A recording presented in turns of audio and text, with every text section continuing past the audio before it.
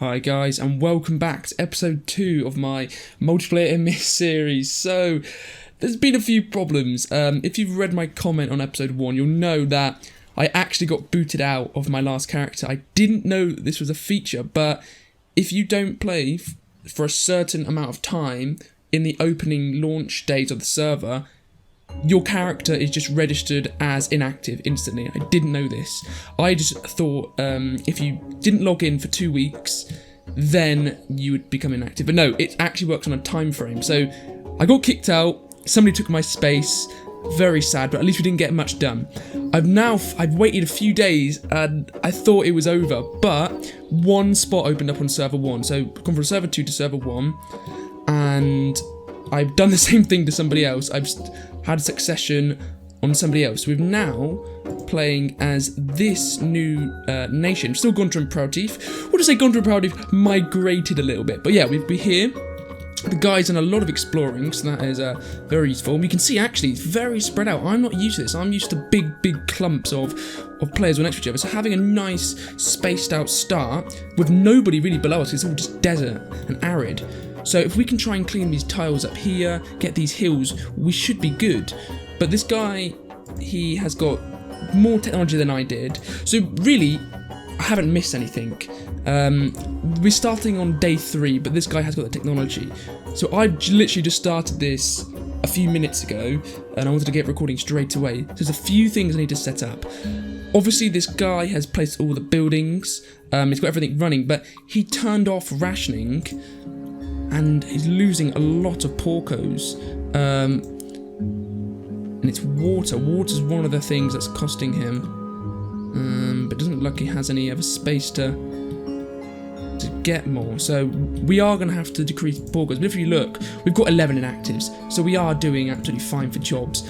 He's also set his up quite messily. I like to have my town layout, especially in the capital, very neat.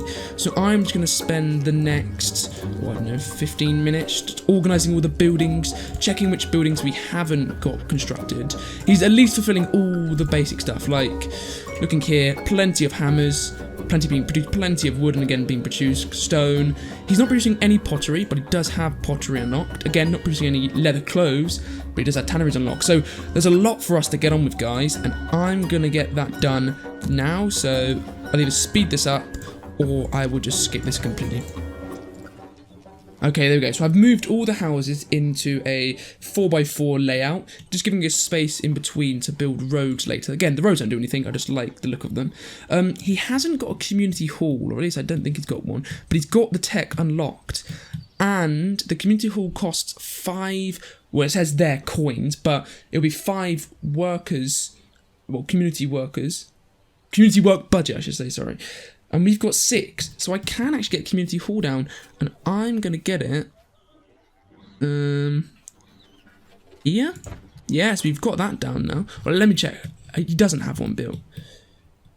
No, he doesn't. So this will be the first community hall, and the community hall lets us go from a hamlet, which is the basic settlement, to a village. And you can see here, a tiny regional capital that can start managing regional territories.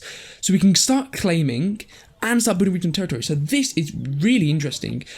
As I'm sure you know, well, at least if you've played Ymir before, you watch my tutorial series, you have to get the leadership tech to start claiming. So you can build settlements next to you, but you can't actually claim. By the looks of it, it seems once you get this community hall down, you can actually start claiming tiles around you. Only 3, if we come back to this. It says only 3. Community hall building can control 3 regional territories, can claim 3 territories. So we can get 3 little hamlets around us producing goods, and we can claim tiles. So we can actually grow to quite considerable little city-state, well, little chiefdom already. So this is really interesting, guys. I didn't know this. Because this is the problem currently, is food. We're not producing enough meat. And we're not producing enough apples either, we're just maintaining stock of apples. So we're losing a lot of people to all of that. And also water, but we'll need wells. In fact, do we have wells? No, we don't have wells. So we need food and water. But getting little regional territories around, thanks to some commenters who gave some very useful advice, which I don't know why I didn't even think of, is supply this city with the regional territories. I used to do that through colonies and settlements before when I used to play Ymir, but that was later on when the capital was absolutely packed. I never thought about doing that in the early game, but that's what I'm going to do. So now, guys, we're just waiting for these houses to switch over. I could build more houses. We've got leather and hammers, but I feel that that's pretty silly because we don't have the food or water to support the more porcos we're going to get anyway. So I'm going to leave it there with houses. Get the community hall built. I'm going to get some potterers. Not leather clothes makers, though. Not tanners. So other buildings I want to get down is the forum, because the forum is an early game, almost like a culture building, because it provides culture for your people. It also fulfills a demand, but that culture increases the people's happiness and the loyalty. You can also see here the population intelligence as well. So getting the forum down as an early game building boosts your science capabilities, your knowledges. But we can see we haven't got any. But we are actually on our knowledge use, so we might want to build an elder circle. But again, you can see here that elder circle is going to cost us 5 community work. And we just don't have that. So this is one thing I want to cover is how good this territory is. I'm quite pleased with this territory. It's got a nice hill here, perfect size for a fort and storing our goods. And it's got loads of fertile ground. Because it's in temperate, I made sure I spawned it temperate, as I wanted to replicate how we'd gotten it last time. It's got a lot more fertile ground than before, but it's got nice patches of flint to build the city on. But we've actually got the community hall up now. And what's it saying? We need clay, but it's saying it's... I don't understand what this means. It's got the officials, these people who are working here, but it's saying forced and doesn't let you recruit any. We haven't got any clay, so I built a clay exploitation site there because we have got 17 free work. Well, I've got 17 free workers, but again, yeah, we are going to lose a lot when this occurs. I did put food rationing on, so food consumption's gone down, building efficiency's gone down, and conflict has gone up. So we do want to get rid of food rationing as soon as possible. We just don't have the food capabilities or even the water to do that at the moment. Weapon maker though, I do want to get some weapon makers down, because going back to what the map looked like, I am not used to seeing a map with evenly spaced out tribes. That is really nice because it gives everybody an equal sort of chance to expand around and claim, and then maybe form nations with people nearby or attack people nearby.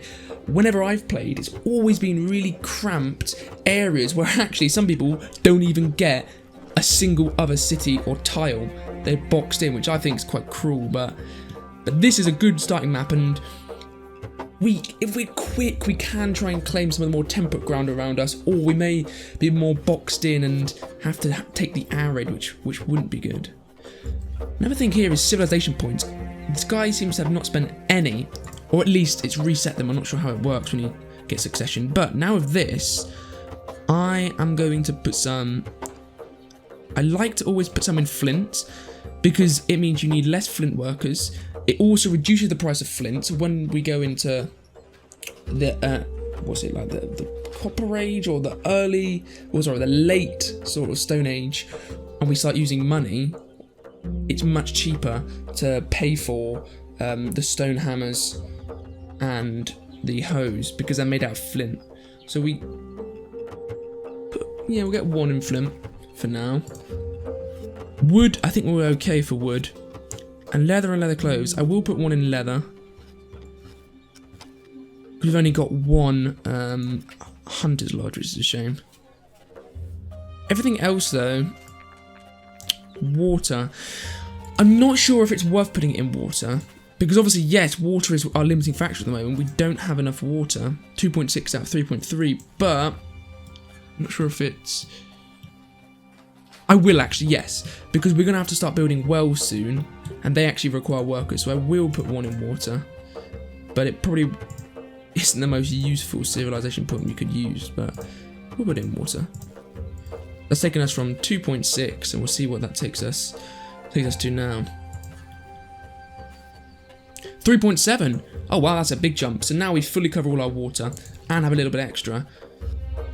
But we still don't have the food. At least that's the water covered. I'm still really confused about this community hall. I think it's because we actually maybe don't have enough community work. We've got 5 on waste, 6 on territories upkeep, and 4 on formations upkeep. And I started this with a band of 9 warriors that is quite far out. Because if we go back to the map, we can see here, this guy's been doing a lot of exploring with 9, so he's obviously lost a couple. And I want to get them back and disband them. Or if not disband them, use them to scout these tiles over here, prospect them, all of that good stuff. But they don't have 50 AP, so they can't leave this encamped state. So we'll just have to wait a bit. But yeah, just looking around a little bit more. We've got the forests to our right and the coasts to our right. We've got some hills above us, hills and mountains. Really useful to try and grab early to get any potential metals that may spawn. We've got flatland, continental. So we've got continental all around us, but then it starts to become arid down here. So if we can, even if we just grab these and we push it everywhere else, we've still got enough places to settle. You can now see in the top right, it says about not prospected. So when we get the chance, I do want to get those warriors back and start prospecting all these tiles. Finally, I'm going to rename the village back to Redwood. Gontran Proudteeth has made his way over to this new area, and he's not sticking with Cocohunters. What is this? Cocohonhogs? I don't know how you fucking say that. He's naming it Redwood. Let's go. There we go. Redwood is named. I'm going to put this to a village. There we go. So that's why. Because I had the community hall, but it was still a hamlet, it wasn't being used. Now I've made it a village, the community hall building is actually used. So I want to see if we can actually start claiming tiles. I don't want to get a formation up yet, because our state power is already so bad. Saying that though, loyalty is absolutely fine. So we've got 7 free workers. Yeah, let's get an army. And I'll only put a couple people in it. We only need a couple actually, so I'll put 2 people in the army. Prospect, scavenge resources. So prospects only have -5 AP, but scavenge is 75. So it doesn't look like we can claim. Yeah, it doesn't look like we can claim resources, but sorry, claim territories. But it does say can claim 3. I'll have to see. We'll go and have a look. Now if we have a look at the community hall building, we are using up the clay. So actually the community hall building is really good because it provides administration which reduces the conflict, doesn't it? Policies. Or is it increased loyalty? No, it increases loyalty. Does it? Administration definitely reduces waste. That might be all it does though. So if we actually have a look. Yeah, that's all it's done actually. It's reduced the waste? No! The territory's upkeep was I think about 10 or 5 and it's now reduced that to 0 because we've got higher administration. So this building's good. It gives us more community work again and it also allows us to upgrade into the village. But I'm not entirely sure what we can do with this village just yet. It didn't seem like we could claim tiles around us. But maybe I need to wait a little bit.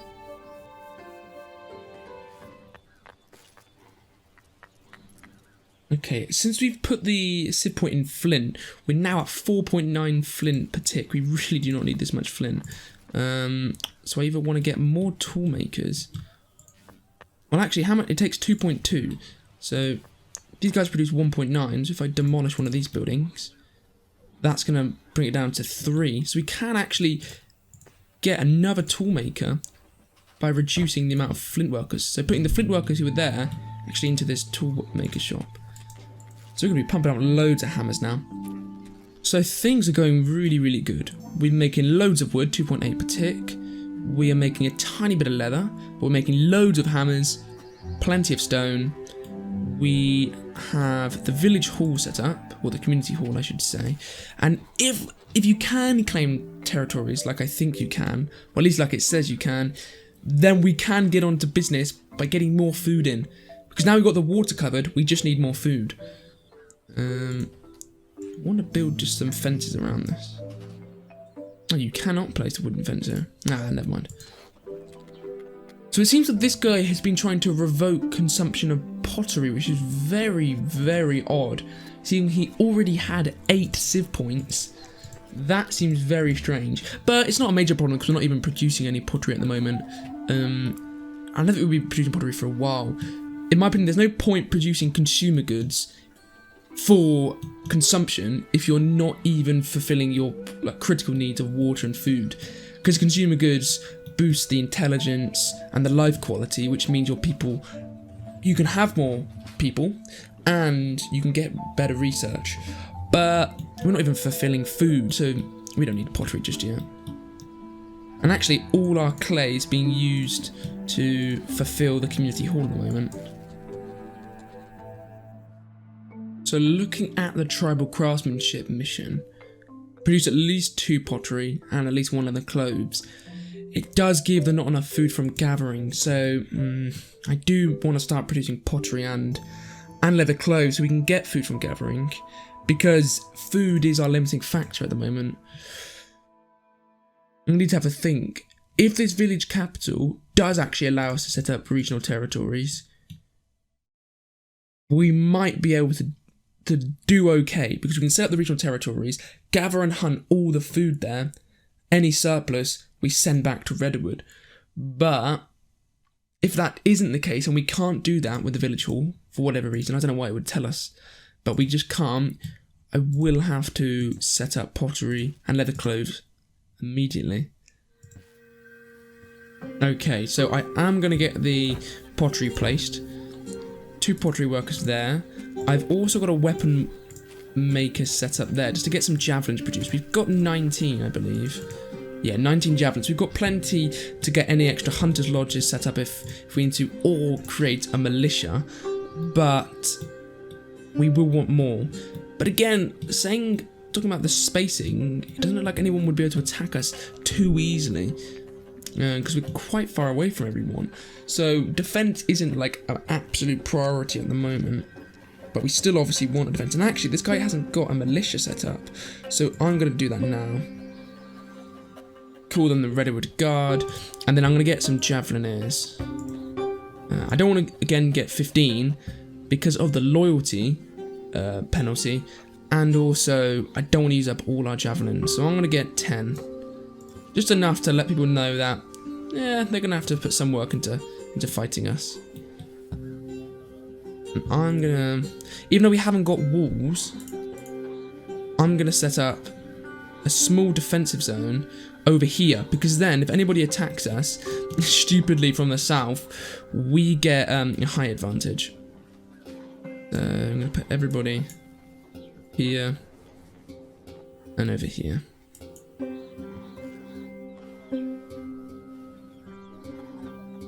And we can see now the village has been organised. We've got all the houses how I like them, got the community hall in place, and we're starting to build these industries here. Could get the tanneries down, but I just feel we're not going to... Well, I will get them built. Yes, I will get them built, but we probably won't be using them for a while. We just don't have the leather production, only 0.6 per tick. We're now at a nice equilibrium with the jobs, 51 and 51. Losing all these population will be a problem, but we've got a lot of tool production which we can stop, and then obviously that means we can stop flint production as well. We can also stop wood production, so if we do lose quite a few jobs, let's say we lose about 20, it won't be absolutely critical.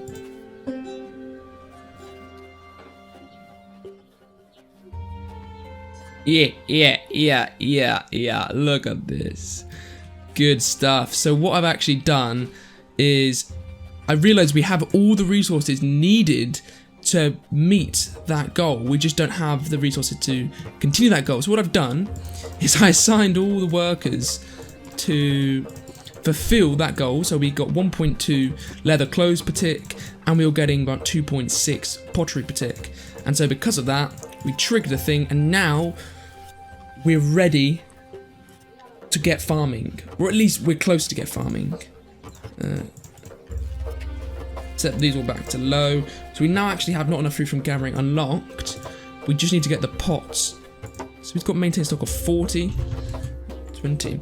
I see actually why he's done that. So I've just realised now, revoking consumption of pottery, it looks like he's trying to speed up pottery production to get farming, which is quite smart. I don't usually do that because I don't feel it makes that much of a difference, because you have to spend 2 days for it to revoke. So I haven't done that before, but I can see actually why he's done that. So I'm going to set this 20, well I'm going to set actually 40 stock of pottery, because now we've got still enough wood to maintain this. We have just enough water, but it doesn't really matter because we don't have enough food anyway. So water's okay. Not matching water, but also not matching food isn't going to make a huge difference. Clay we don't have enough, but we're using so little that actually we have plenty in stock. So yeah, I'm going to get these potters rolling, and it will take a while. It'll probably take about 8 hours, 9 hours, but we'll get enough pots to get not enough food from gathering, which, look, what's the percentage chance? A 74% chance. There's only 3/4 chance that we'll actually pass that. So hopefully we will, but we may need to get another amount of pots ready. So guys, I'm going to actually end the episode there. It's been quite a productive one. We just restarted. We sadly lost our other save, but we've come in here on one where the guy has actually made a lot of progress. So sadly we had to take his spot, but that's what happened to me. We have got not enough food from gathering unlocked. We just need to research it. We've got a community hall up. We've rearranged the territory just to, well, I've rearranged it just to make it look a bit nicer, and we've got maximising our production. So I'm happy. Only problem is this growth, the losing the growth. So if we can hopefully get if we can hopefully get pottery soon, we can then get food from gathering. But I'm actually going to put more water, because we're not actually getting enough water for the potters. So get a bit more water. But yeah, this has been a productive episode, so I hope you've enjoyed. If you did, if you could give the video a like, just to show me that you guys are interested in this series and liking it. And if you haven't subscribed already, please do. Not only would I really appreciate it, but it also helps you to get notified for these videos, because if you are enjoying it, it's nice for you to get notified to watch more easily. So guys, thanks for watching, and I'll see you in the next episode.